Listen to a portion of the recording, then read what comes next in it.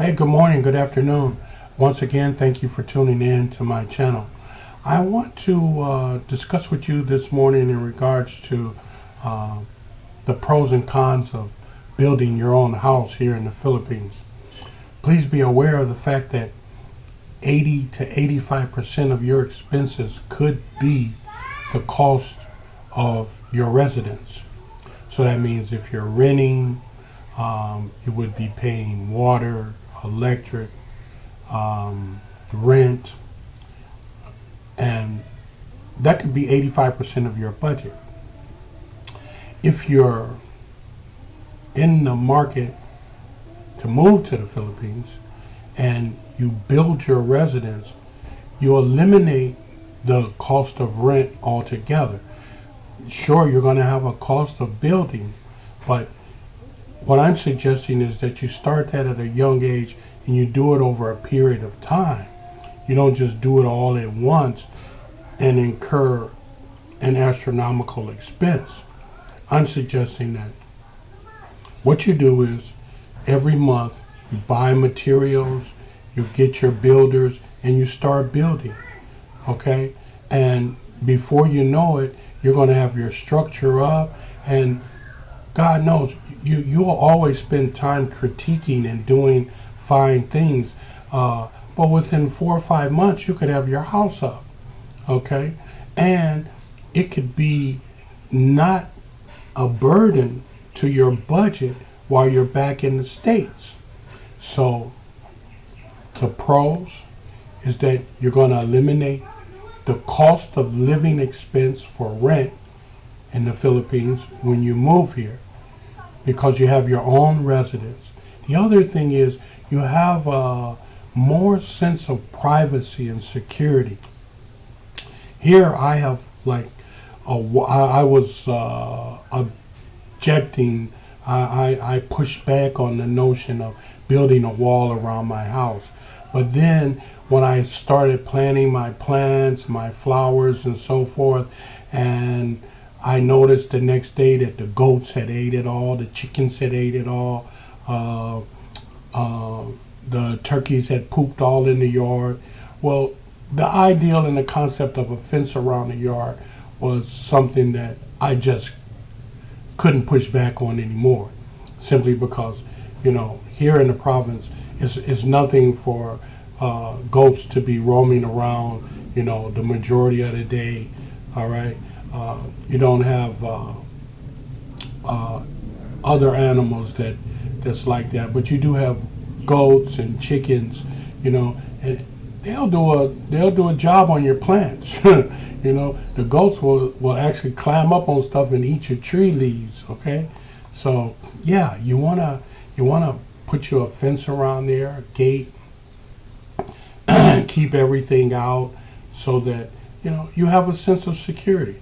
I finally put a doorbell on. I got 2 entrances to my compound, so I put a doorbell at the doorbell at the main gate and a doorbell at the back gate.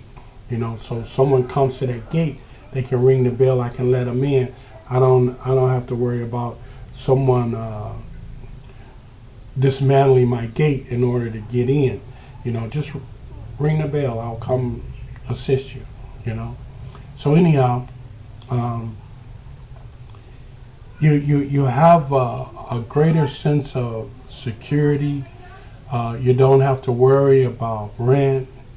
You don't have to worry so much about being in some type of environment, whereas maybe you have neighbors that play loud music, or they have kids that run all over everything, and you can enjoy your share of the place that you're renting because of your neighbors. I rented a place one time, and wallahi, I'm telling you the honest to goodness truth.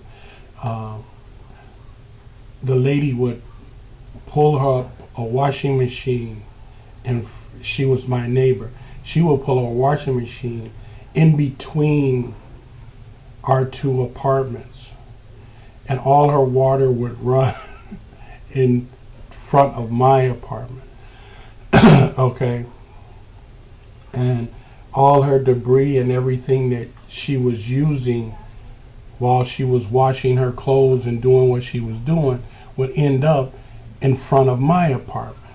So when she finished washing, my apartment was literally a mess.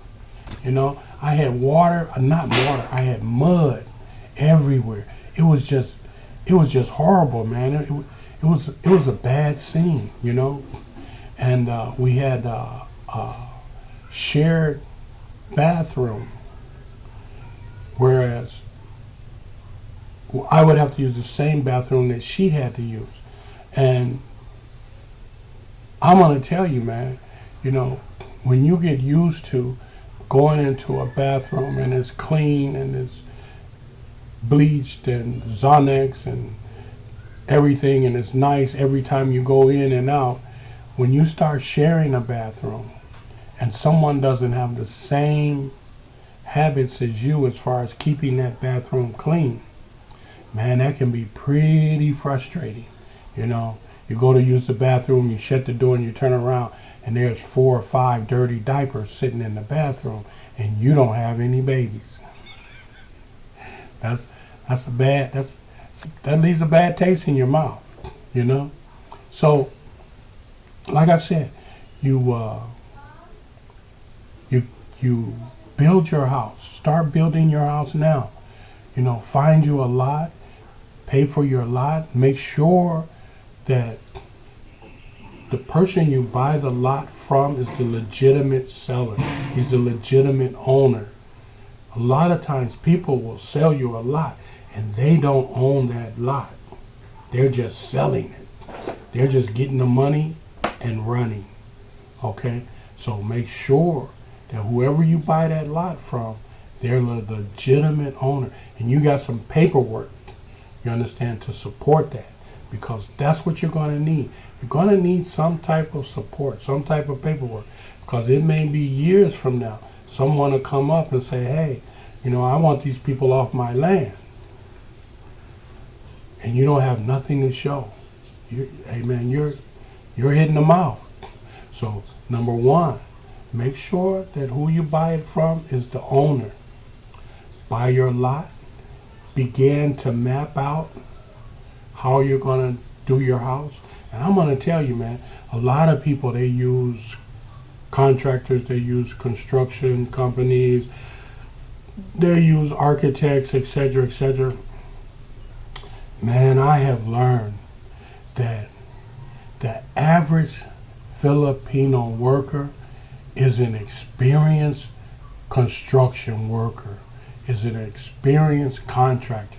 Man, you can get 5 or 6 of those guys together, okay? And man, they can build you a better house than any architect, any contractor out there. Why?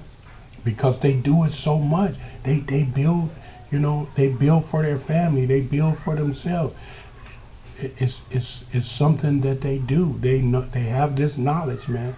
And my God, they're good. Okay? They're really good. So you can think about that.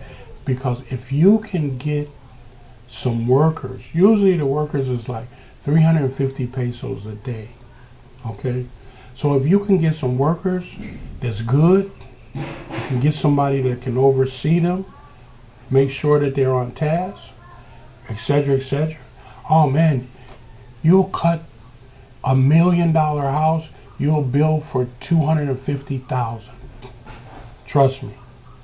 You'll build for 250,000, no more than 400,000. If things go left with you a little bit, which you have to expect things to go left a little bit, because it's human nature. It's human. You know, you're dealing with humans. You're not dealing with a machine. So again, you can build that $1 million house for far less than half the projected $1 million. So that's another thing. Select your workers. If you can, I suggest you get some local guys, some recommended local guys. Maybe your fiance, your wife, she knows someone, maybe her family. more often than not, she has family members who is capable of building that house for you. And they have associates who can help them in building that house for you. So, that being said, get your workers. Okay? You got your workers now? Go to work. Make a strategy. Plan out your cost of materials. Once you do that, start purchasing your materials. Purchase your materials, because remember, you're paying 350 pesos a day for your workers. So you don't need them waiting for materials to come. You need to have materials there. Constantly have materials there. But you don't want materials there that may disappear. So you have materials delivered in cycles. You see? You know they're going to use these many, they're going to use that many. But you pay for them. I found out if you pay for them all, like 5,000 blocks, if you pay for it, you get it cheaper if you pay for all at one time. And then what you're doing is you're having them shipped to the site, incrementally, not all at once. Okay? Same thing with your sand, same thing with your cement, with your bars, all the building materials, you have them shipped incrementally. But you purchase them as much as you can in bulk at one time. Okay? Again, you're building this house while you're working in the USA, okay? And you're keeping an eye on things. So therefore, you're building it with your spare money, okay? You're not breaking the bank. You're not taking out loans and all of this. You're building it with your spare money. And as time goes on, you just build this house and voila. Before you know it, it's up, done, and ready for occupancy. Okay? So when you come now to the Philippines, you can come to your own house. Okay? You don't have to go to the hotel. Unless you just decide to stop, stay in the hotel, then go to your house. Oh, yeah, okay, fine, no problem. That's acceptable, So, again, the pros and cons of building your own house, there's more pros than cons. I can't think of any cons. Only cons I can think of is if perhaps you're physically incapable of doing minor things around the house like cutting the grass, planting shrubberies, etc., etc. Then you can hire a helper. Hire someone to help you, on a daily basis and pay them a fee. But anyhow, that's my summarization of the pros and cons of building your own house. Okay, and the most important thing of it is your wife, she's going to love you for it, because you build her a house that's going to be there forever, okay, forever and ever. It's not going to go anywhere. She's always got a roof over her head. She's going to appreciate that, okay? And if you have kids, they got a roof over their head. So you're doing great things. You're spending your money wisely. You're not chunking your money off on some fancy sports car that's going to suck up your money in repairs, etc., etc. Hey, you're building a house in the Philippines. You're starting your adventure. You're starting your progress into living your best life. Okay? I hope this was helpful. Again, I need you guys to hit the subscribe button. Send me some comments. Let me know what you'd like to hear about, okay? And again, hit that thumbs up. Thank you again. God bless. And as I've always said, when you help other people, you help yourself. Find someone to help today. Take care. Be safe.